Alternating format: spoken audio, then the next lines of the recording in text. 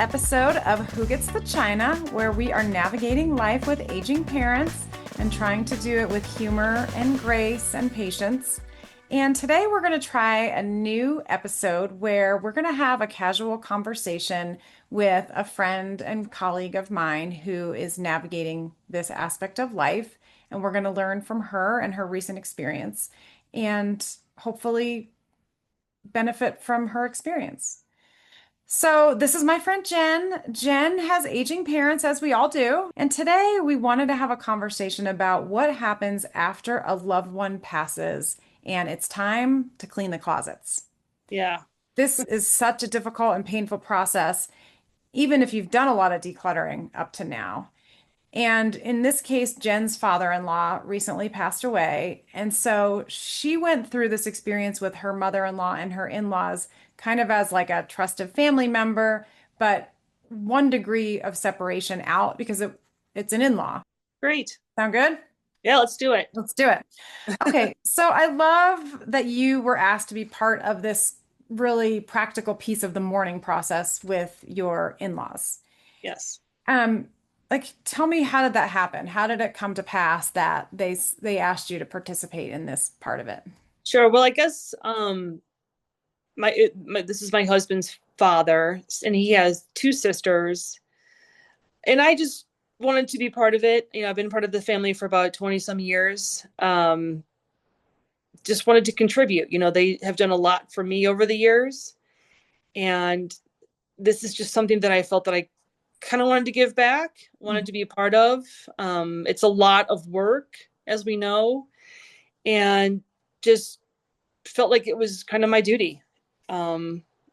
So I was happy and kind of honored to be part of it. My sister-in-laws and my husband have been doing so much, and I know they could probably use a little break too from all the work. So happy to kind of jump in there and do some of the things that maybe they're not emotionally ready for. Yeah, because I think going through somebody's closets and possessions, it's so personal, right? Absolutely.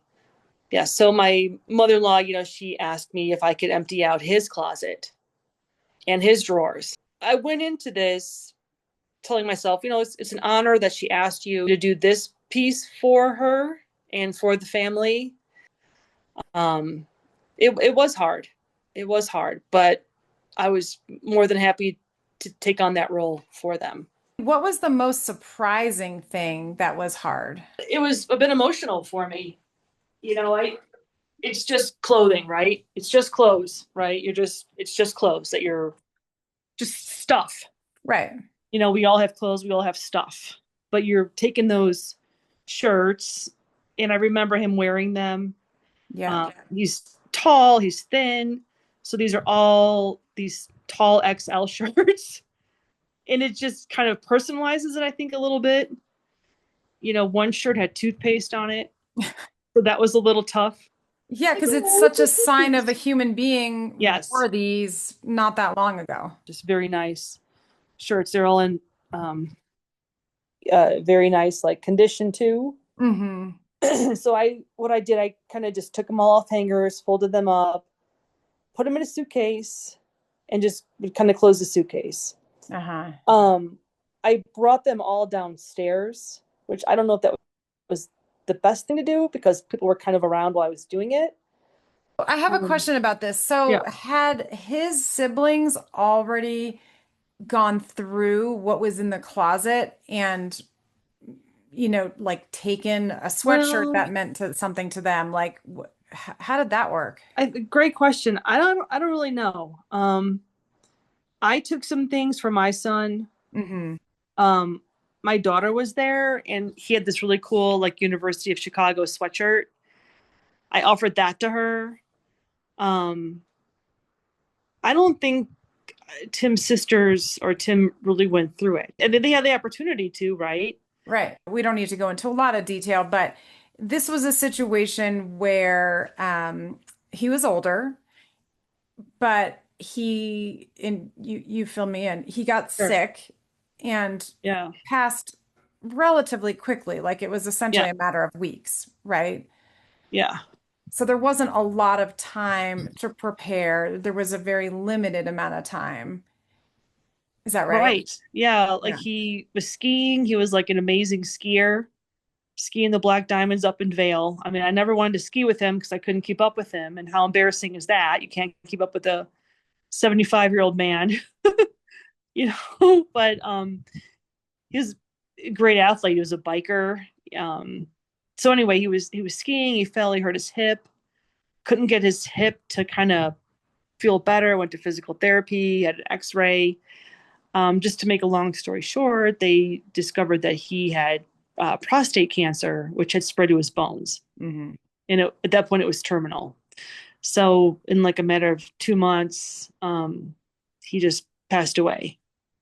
So, how do Yeah. you prepare for that? I mean, You don't really. you, I you mean, don't. I mean, how do you say, well, I know you're going to be dead in, 2 weeks. You can't really say that. right. Or like, I mean, I think we all kind of knew that this was the end, but you can't, how do you gingerly say that to someone? Right. You And know? I mean, Yeah. I guess like I'm thinking if it's somebody that I love, Hmm. like at that point, you're not at all worried about the physical manifestation of your day-to-day life, right? It's like Right. we're just focused on caring for this person, showing our love, showing up for them. You know, Yeah. you're not worried about the details of like how are we gonna, you know, go through stuff. Like Right. that's the farthest thing from Right. your mind. Right. Well, I don't know, is it? I mean, I would imagine it is. Or Yeah. I yeah, mean, it was, you just want him to be comfortable. right. So he went to the hospital and then he went to hospice and then that was just kind of it. It was like a week, really. He had this biopsy on a Thursday, kind of realized the extent of the cancer. They kept him at the hospital. Sunday went into hospice, was passed away like the following Thursday. And you're just keeping him comfortable for those last couple of days. And he's Mhm. he's not even awake. He's just on pain meds and just kind of slowly his body's shutting down. So you're not really kind of asking him, oh, what are your wishes for this or for that? And maybe he told my husband some stuff because my husband's been kind of the trustee, Mm-hmm. the estate, Mm-hmm. but you just Not the don't even stuff. really care. You just Yeah. want to be there, and just. But he was out of it too, Yeah. and he was like very polite. I remember that Sunday we all kind of saw him at the hospital, and my kids came. They've never had to deal with death before, Mm-hmm. so they were pretty shook. They didn't know how to really deal with this. And I mean, thinking about it right now gets me a little emotional, to be honest, because it was just a very special time and you're just kind of thankful for that moment. Mm-hmm. I mean, even I had a moment alone with him and just kind of, and he was asleep and I was kind of just thanking him for just being a good person and being a good grandfather. And, and I think he heard me because he kept kind of tapping my hand when I was Oh, talking to him. So, but I can't hide my emotions. My kids were upset. yeah. I, um, but anyway, so I was just thankful for that day. But you kind of realize, well, that's probably going to just be the last time I really have a Mm-hmm. decent conversation with him because he would kind of wake up and just say, "Well, I'm thirsty," and you give him some water, and then he just kind of was back to sleep. Yeah. So anyway, yeah, it was just Yeah, pretty I mean, fast. it's Yeah. no doubt about it, but it's What's the easiest way? Yeah, like no one yeah, knows. Drag it right, on for 2 years or be done in two months. I mean, right. I don't know. It's it's hard to say. It was kind of up and down a lot too. But Something that has been a thread in a lot of the work that I've been doing and talking to people is that you can often involve somebody that's like not right inside your family, right? Because they right. have distance. We can sometimes say things, ask questions.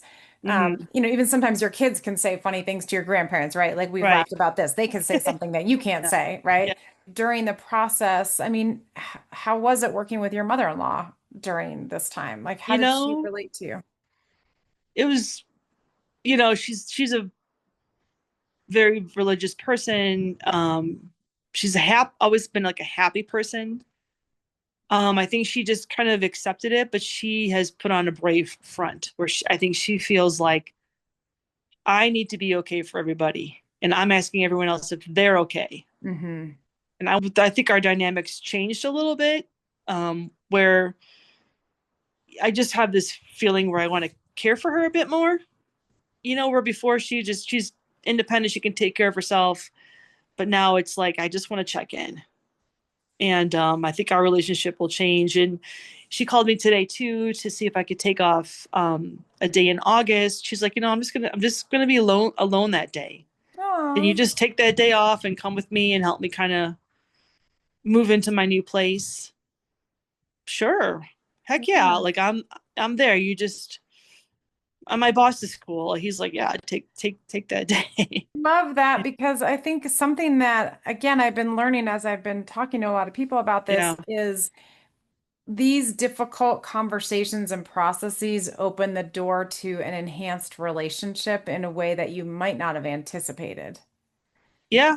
And Good point. now Yeah. you might have a new closeness with her that comes from you being willing to stand up and help out and just be what she needs Right. when, for whatever reason, somebody else couldn't fit that.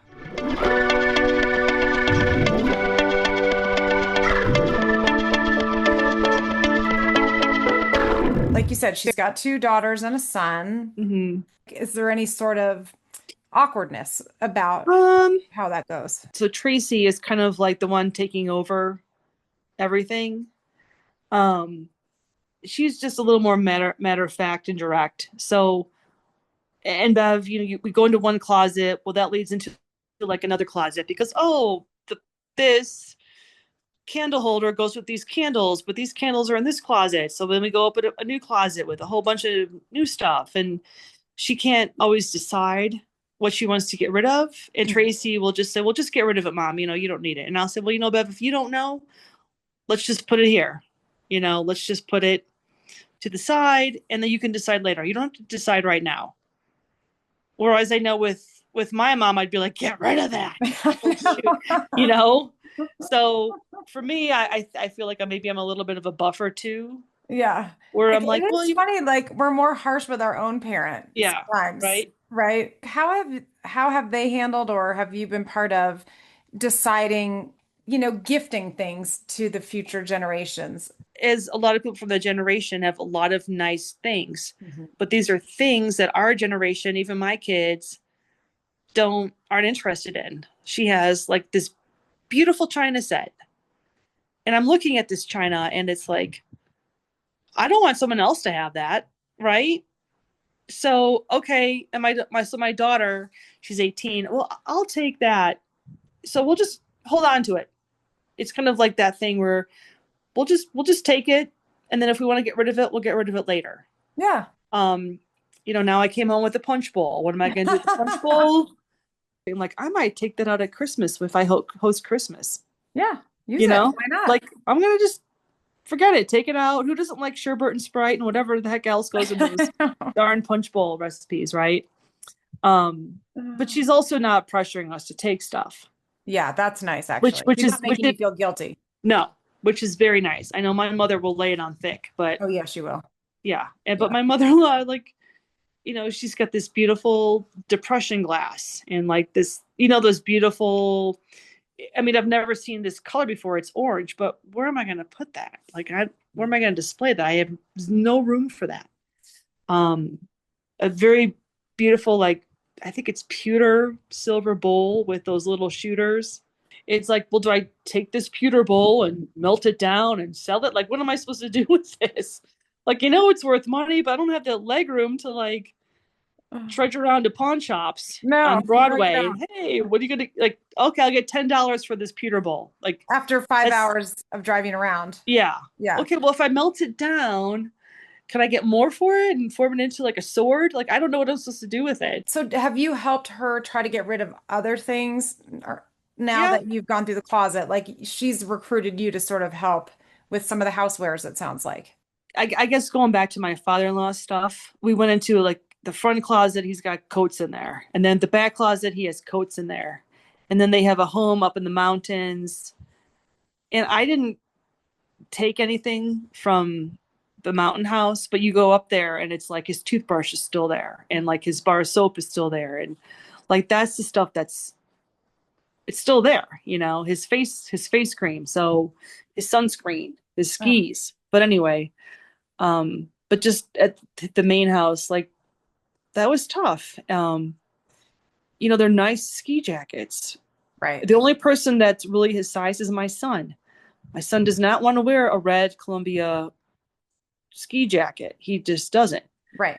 And then, how do you, I don't want to, then he feels bad. Well, I feel bad. I don't want that jacket. Well, maybe give it to someone that is a tall XL and can wear that. I don't know. It's like, I get it, kid.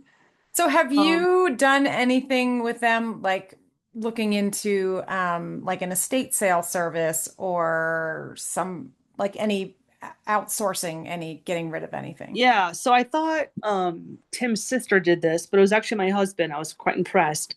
They, have the Salvation Army coming over and just took a bunch of stuff that won't fit into her new house. Hmm. Now we had to pay the Salvation Army $1,200 to take it, which sounds a little weird, but it's because they had to rent like 2 trucks. Yeah, but they're good because they'll take like everything Yeah. except that punch bowl. I Except that took the punch punch bowl. bowl, right, and Don't that let them pewter have the set, punch bowl. right? But Yeah. yeah, so like Actually, if they're taking bookshelves. 2 truckloads for $1,200, that seems pretty reasonable, Yeah, actually. And then at least like it's going somewhere where whatever is whatever the sales are will go to yeah, serve people in some way that you can feel good about. right. Like his desk, and I did take like he had some really nice leather desk chairs in his office, so I took those and now they're in my work office. Nice. And my boss is like, oh, those are pretty nice. I'm like, uh-huh, yep, they We're are. classing up the joint We here. are. We are.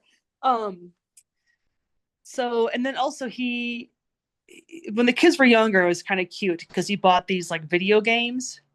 And then he bought one of those horses that you put a quarter in and you ride on them at the grocery store. Hmm.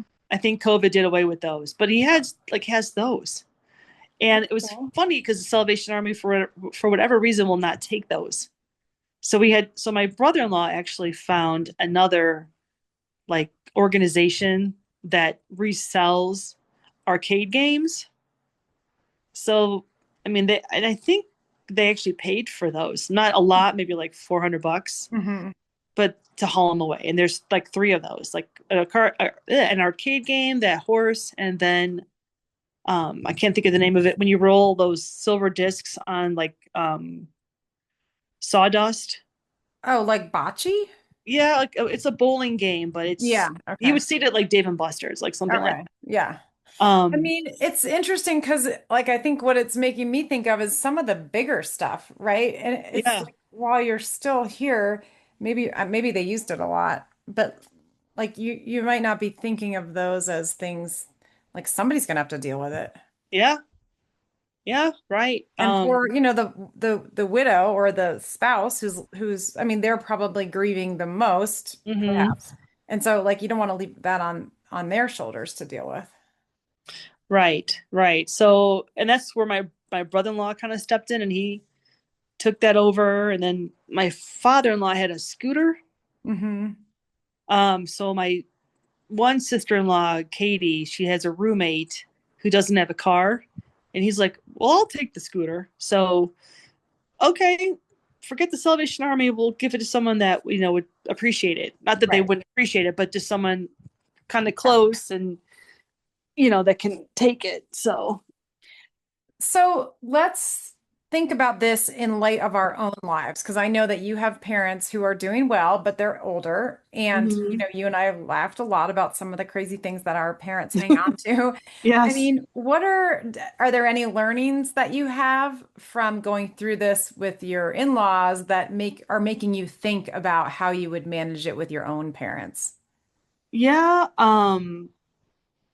I told my dad it would be a good idea if he could just show me how he pays bills. Hmm. Let me log on to the computer with you, Dad, and when you pay your bills, show me how you do it Right. and show mom.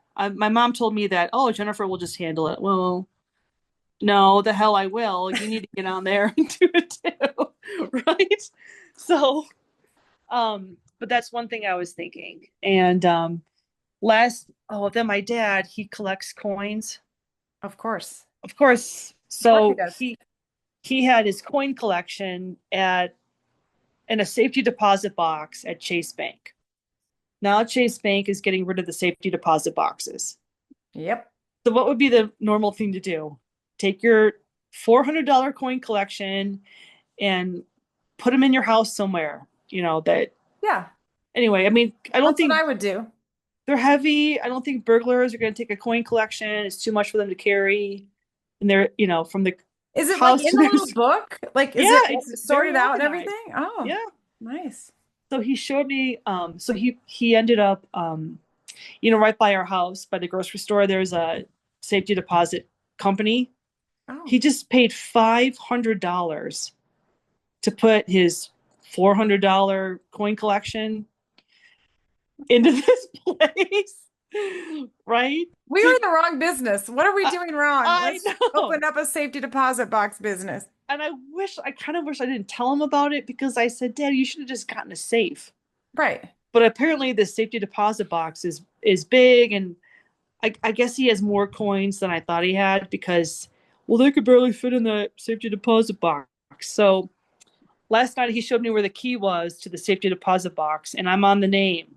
Good for you. Yeah. See, that's planning ahead. I'm Yeah. impressed. We went through my mom's not that long ago, and also in there were a couple pieces of jewelry that probably didn't actually need to be in a safety deposit box, but they Right. were, and then coins. Yeah. So my nephew, bless him, he showed my mom, here's how you can research every coin.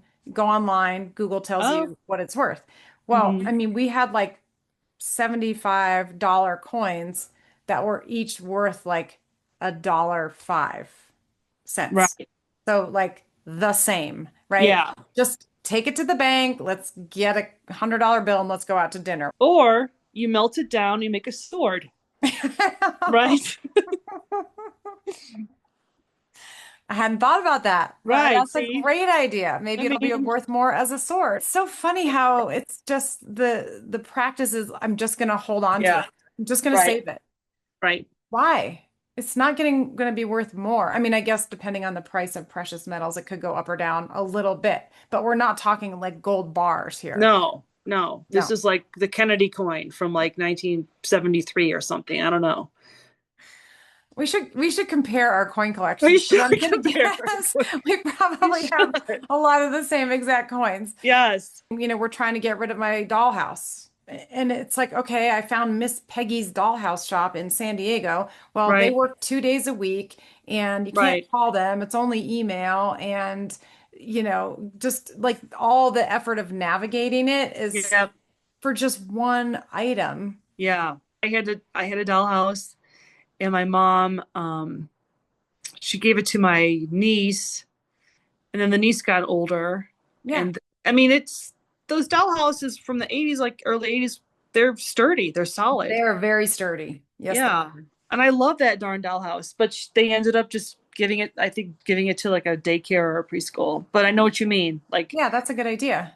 I I gotta didn't plan think my about trip to that. San Diego, and the dollhouse shop is open, but I probably I need told the like a. lady, I can't, I'm not bringing it to you. If you want Yeah. it, you can come get it because I Yeah. can't, I'm not driving Yeah. this thing. Right. Anyway, but it's going to be like to your point earlier, it's going to be 20 phone calls to find this thing a home. And Yes. that's a lot of time that could maybe be better spent doing something more satisfying. Right. But we'll never know because we're going to be spending a lot of hours trying to unload this dollhouse. I know. Maybe there's a church preschool nearby. That's a great idea. Yeah. Are there any other words of wisdom or things that maybe came to mind as you were going through this? Um, I think just, for your parents, and I work in finance, I think it's make sure they have a trust or a Yeah. will. Really find out where they are, make sure they're updated, find out who the trustee is, the successor trustee, like understand what the intentions of that trust are, who has it. get a statement, or just that's the main thing. I work with older clients and we need their trusts, and well, that was done in 2001. Okay, well, where is it? I have no idea, Yeah. So I think that's just a real important thing, just making sure your estate's in order, the titling of the house, if there's a beneficiary deed, just like that kind of stuff. But everyone's situation is different. But, Right. But work just with, making sure it's organized so that the people that will have to deal with the estate yeah, know what the plan was. right. Especially if your parents are in a second marriage, Uh-huh. maybe the main beneficiary is their first spouse who they don't like or something. So, the beneficiary is updated. If they move to a different state, I mean, it does take work. They're in a different Yeah. state now. So are there different rules in Florida versus Colorado? Are there different rules in Iowa versus Texas? I mean, just kind of some things like that. You will figure it out. And it's just, I think, knowing that it's a process. It's not going to happen overnight. Use resources. Be careful who you trust too. We I would have liked to have seen an estate sale, but the neighborhood that she lives in, I don't think they don't really have garage sales and stuff like that. I don't know. There's a lot. Yeah. I'm really glad that she's moving. People told her, well, you should stay in your house for a year before you do anything. Like, why does there have to be any kind of rule? Right. Everyone's on their own time frame. She Yeah. wanted to be closer to Tim's sister because they're close. And fine. What do you have to wait for? Like, why do you have Right. to? No, why is there a rule to this? Wait to sell your house before interest rates go down. Well, that may never happen. What are you always like? What are you always waiting for? You're always just wait, and then it doesn't happen. So make the decisions that are right for you and your family. yeah, Really. and Yeah. just kind of be transparent with your family too, like what to do with stuff. But I think also just know that it's just stuff. So getting rid of a lot of it is okay too. Like, let someone else enjoy it. I know it's been hard, but I do Yeah. appreciate it because I think we learn from each other and the mistakes that we make or the things that we do right. And so we kind of got to stick together and help each other out. Absolutely. This was good, Kirsten. It was a little, I think, therapeutic for me as well, to just kind of reassure myself that things are going to be okay. They're going to be tough for a bit, but we'll all be fine. Who Gets the China is written and hosted by Kirsten Mau, produced by Bryce of Blue Ogden Productions. Our theme music is composed by Greg Fellman of Wind Sand Productions. Our cover art is by Jen Beam of Gigawatt Studio. For more stories and expert advice, follow along on Substack or at www.whogetsthechina.com. If you enjoyed this episode, please share it with someone who might appreciate the conversation. And don't forget to rate, review, and subscribe wherever you get your podcasts. Until next time.